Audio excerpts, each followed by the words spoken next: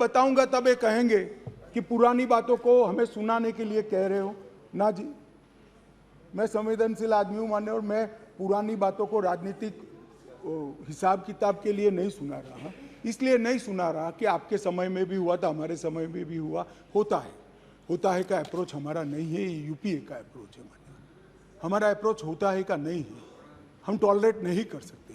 मैं पुरानी हिंसाओं को इसलिए बताना चाहता हूं कि मणिपुर की नस्लीय हिंसाओं के स्वभाव को जनता ने जानना पड़ेगा। नस्लीय हिंसा मणिपुर में जब जब होती है तब किस प्रकार से होती है वो भी जानना पड़ेगा। इसलिए मैं पुरानी हिंसाओं को भी रखूंगा। आपके मन में ये भ्रांति न हो, ये सवाल ना आए कि पुराना क्यों बता रहे। मान्यवर, 6 साल से करीब 6.5 साल से मणिपुर में भारतीय जनता पार्टी की सरकार है। मणिपुर में भारतीय जनता पार्टी सरकार बनी तब से 3 मई तक एक भी दिन कर्फ्यू नहीं डालना पड़ा। मैं मेरी बात आग्रह के साथ कहना चाहता हूं। मणिपुर में भारतीय जनता पार्टी की सरकार के 6 साल पूरे हुए। 6 साल में मणिपुर में एक भी दिन कर्फ्यू नहीं डालना पड़ा। मणिपुर के अंदर एक भी दिन बंद नहीं रहा। मणिपुर के अंदर एक भी दिन ब्लॉकेड नहीं हुआ और उग्रवादी हिंसा लगभग समाप्त हो गई। ये 6 साल का भारतीय जनता पार्टी के शासन का इतिहास था।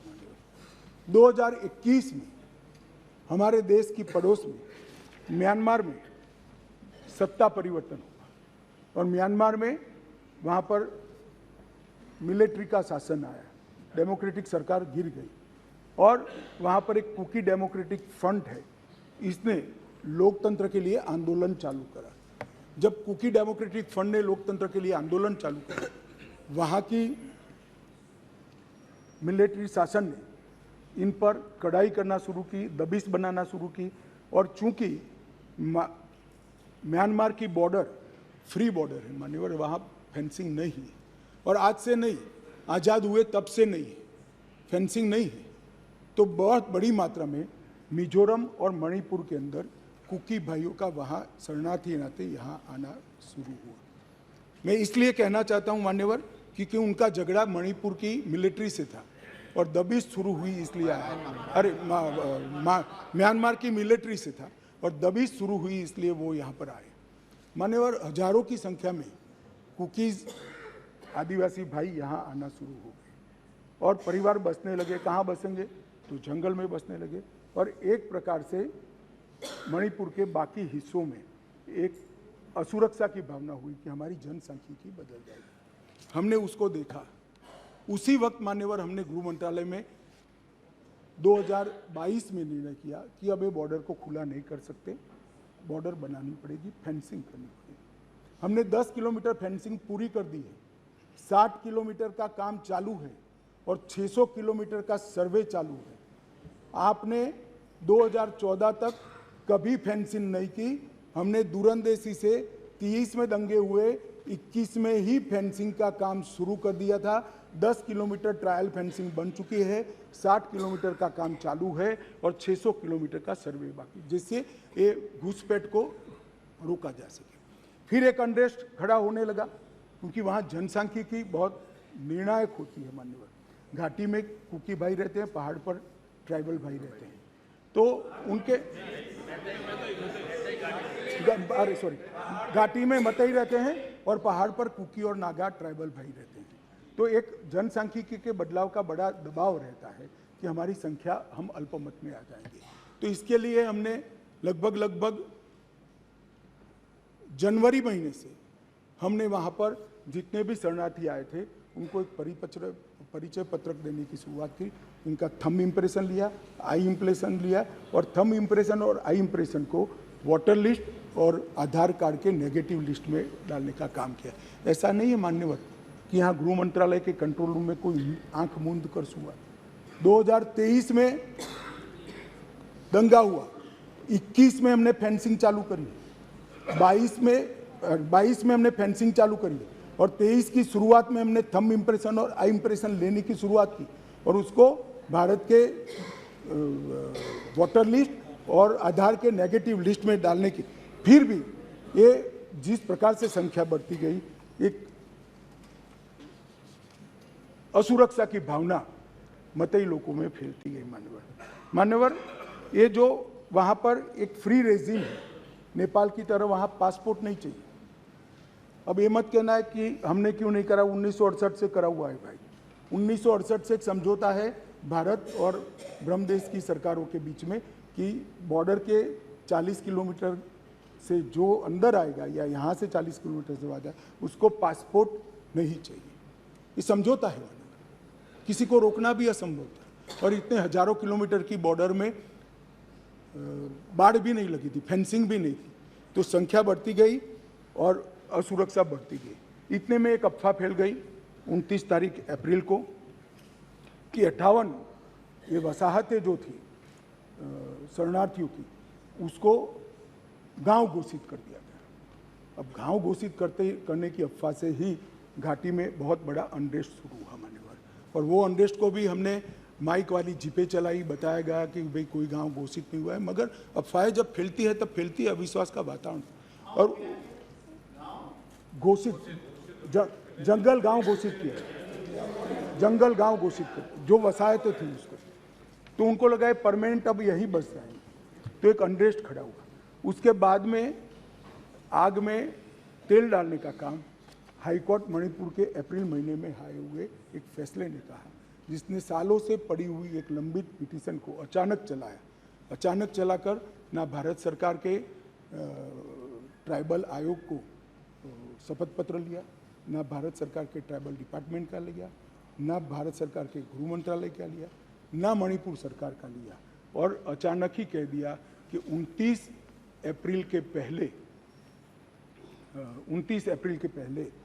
इस मतई जाति को ट्राइबल घोषित कर दी गई। इससे पहाड़ पर बहुत बड़ा अनरेस्ट हुआ, ट्राइबलों में बड़ा अनरेस्ट हुआ कि अब मतई ट्राइबल बन जाएंगे तो हमारी नौकरियों में स्पर्धा का भाव होता है, और स्वाभाविक है एक कोई कानूनी प्रक्रिया के बगैर एक ऑर्डर कर दिया गया, जिसके कारण ऊपर भी नीचे ऑलरेडी अनरेस्ट चालू था, ऊपर भी अनरेस्ट हुआ, और 3 तारीख को एक रोली के अंदर एक क्लैश हो गया माने, और क्लैश होने के बाद दंगे चालू हुए जो अब तक अशांत परिस्थिति को बनाए हुए हैं। अब इस परिस्थिति को आप वो क्यों नहीं गया, ये क्यों नहीं गया, इस तरह से आप तुलना मत करिए। ये परिस्थिति जन्य दंगे हैं मान्यवर। मैं आगे भी कहना चाहता हूँ, इसके साथ एक बहुत बड़ी बात दूसरी भी हुई है कि वहाँ मिलिट्री का शासन आने के बाद थोड़ी ढिलास आ गई है, और नारकोटिक्स का भी बहुत बड़ी तस्करी म्यांमार की ओर से मणिपुर की ओर हुई है। इसके व्यापार से भी बहुत बड़ा अनरेस्ट हुआ है। मगर जो क्लिंचिंग चीज थी वो कोर्ट का जजमेंट थी, उसकी अंतिम तारीख 29 मई थी, और इसके विरोध में एक जुलूस निकला। जुलूस में दोनों ग्रुपों के बीच में भिड़ंत हुई, और देखते देखते घाटी में और पहाड़ पर दोनों जगह एक दूसरे पर हमले करना, हिंसा करना शुरू हो गया। मान्यवर, अब 2 सवाल हैं कि हिंसा शुरू करने के बाद क्या किया, मैं उस पर बाद में जाता हूँ। इतनी ही शांति से बताऊंगा, कोई जरा भी मन में मैं कि कोई किसी चीज़ से भागना नहीं चाहता, भागना मेरा स्वभाव ही नहीं है भाई, मैं किसी भी चीज़ से भागना नहीं। मगर मणिपुर की नस्लीय हिंसाओं के इतिहास को समझना पड़ेगा। 1993 में श्री पीवी नरसिम्हा राव जी प्रधानमंत्री थे, राजकुमार दोरोन्द्र सिंह कांग्रेस के नेता मुख्यमंत्री थे, और नागा कुकी संघर्ष हुआ। नागा कुकी भी नस्लीय हिंसा थी मंजूर, और उस वक्त 750 लोग मारे गए, 200 लोग घायल हुए, 45,000 लोग शरणार्थी थे, और 1.5 साल तक ये हिंसा अविरत रूप से चलती रही। अब ये कहते हैं प्रधानमंत्री जी क्यों नहीं बोले, भाई 700 लोग मारे गए थे, 200 लोग घायल हुए, 45,000 लोग शरणार्थी बने। आपको मालूम है जवाब किसने दिया मान्यवर? इनको मालूम है जवाब किसने दिया? MOS राजेश पायलट ने। और ये मुझे नहीं बोलने देते मान्यवर। इतनी जघन्य घटना हुई, भारत सरकार से किसी ने मुलाकात की क्या था? ट्राइबल मिनिस्टर गया? ना जी। समाज कल्याण विभाग के मंत्री गए? ना जी। होम मिनिस्टर का question does not arise. MOS गए? ना जी। और ये पूछते हैं हमें कि प्रधानमंत्री क्यों नहीं गए? अरे भाई, आप जरा देखिए कि नस्लीय हिंसाओं का इतिहास, मैं पूरा बताता हूँ इतिहास, मुझे जल्दबाजी नहीं है, बड़ा महत्वपूर्ण मुद्दा है, मुझे पूरा बताना है इतिहास। संसद के अंदर विपक्ष बोलते बोलते थक गया, गृह मंत्री जवाब देने के लिए खड़े नहीं हुए, एमओएस ने जवाब दिया मान्यवर, और ये लोग प्रधानमंत्री जवाब दे वो मांग से पूरा पार्लियामेंट होल्ड करे हुए।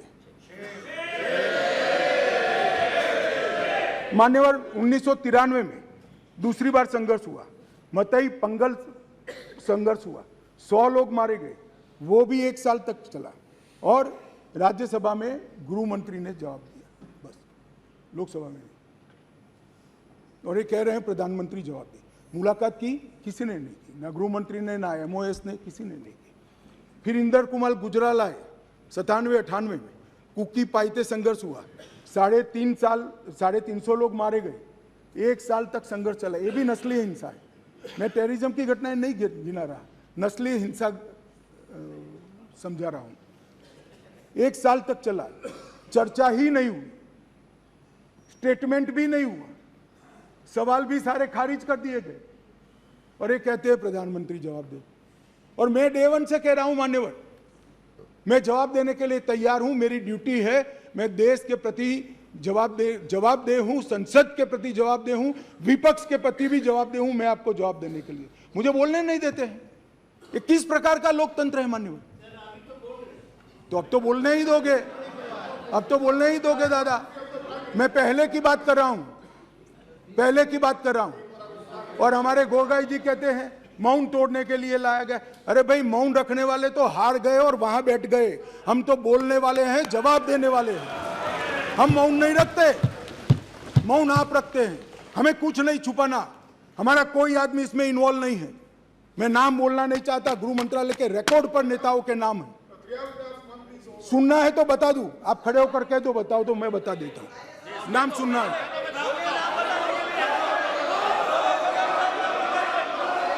मान्यवर, बाद में 2004 में मनमोहन सिंह जी थे, इबोबी सिंह जी थे, लगभग 1700 लोगों के एनकाउंटर हुए, 1700 लोग एक तरफा वर्दी से। ऐसा वहां मानते, मैं नहीं मानता, मैं तो व्यवस्था में विश्वास रखने वाला हूं।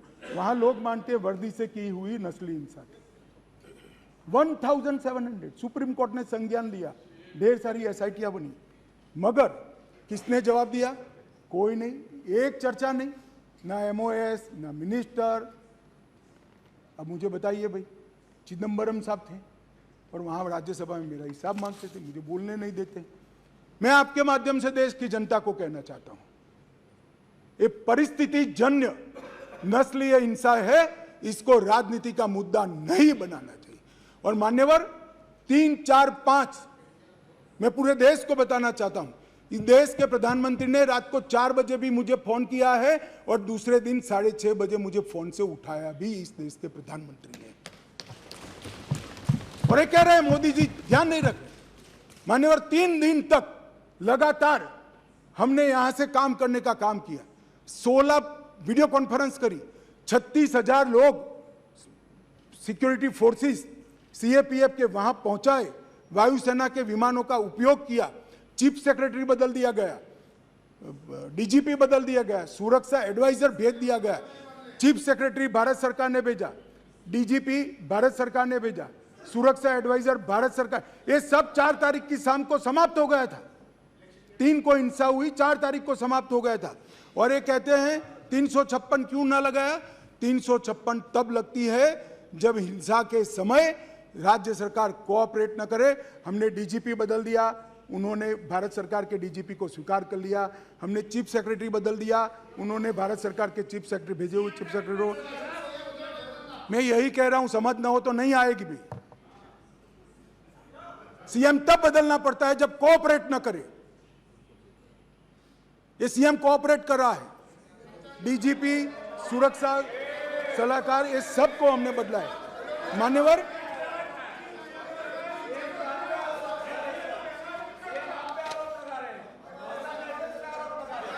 भाई बैठ जाओ यार। कृपया आप इतनी चिंता करो कि मैं आसाम पर न जाऊं।